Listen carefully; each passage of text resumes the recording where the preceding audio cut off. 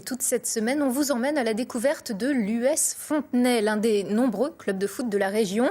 Depuis la victoire des Bleus au Mondial, les jeunes recrues s'y bousculent, avec souvent le même rêve en tête. Christian Mirabeau, Denis Tanchereau, Michael Buet.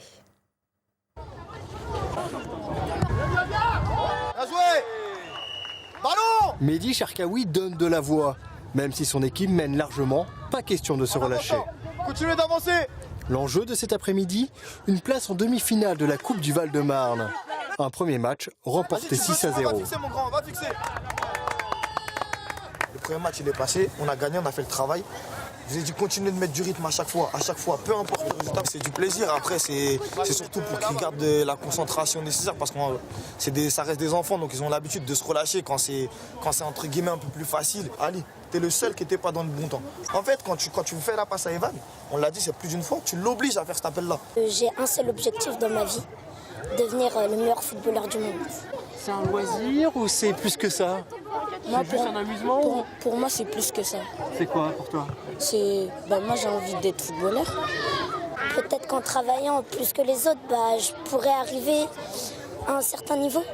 La journée se termine bien avec la qualification en poche. Le lendemain, place à l'équipe première.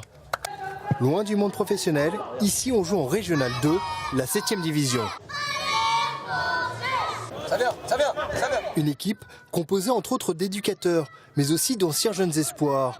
Après avoir tenté leur chance au haut niveau, ils sont revenus retrouver cette ambiance particulière d'un club amateur. Dommage. Attention, elle est bonne. Nos éducateurs, à 80%, ils sont là depuis 6-7 ans. Donc ça prouve une fidélité. Mais une fidélité pourquoi? Parce qu'ils se sentent bien. Je veux dire pas là que le côté famille... On n'hésite pas à aider quelqu'un qui va passer son permis de conduire, qui n'a pas les sous, et il me les rendra. On a quand même un sentiment qu'il faut les fidéliser, et c'est qu'à part des actions comme ça qu'ils sont reconnaissants. La rencontre se finit sur une défaite 1-0. Mais pas question de changer les habitudes. Le week-end se prolonge dans un kebab de la ville, une manière pour les entraîneurs de décompresser, de refaire leur match.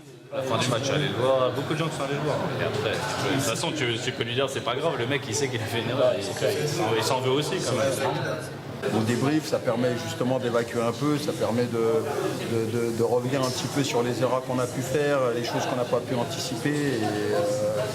Et voilà. C'est un soutien. Il y a d'autres coachs qui vont arriver, qui ont gagné. Ça va être un soutien qu'on s'apporte à chaque fois. Un club finalement presque comme les autres. Sauf que parmi leurs anciens joueurs, on trouve un champion du monde. Demain, nous verrons ce que cela change.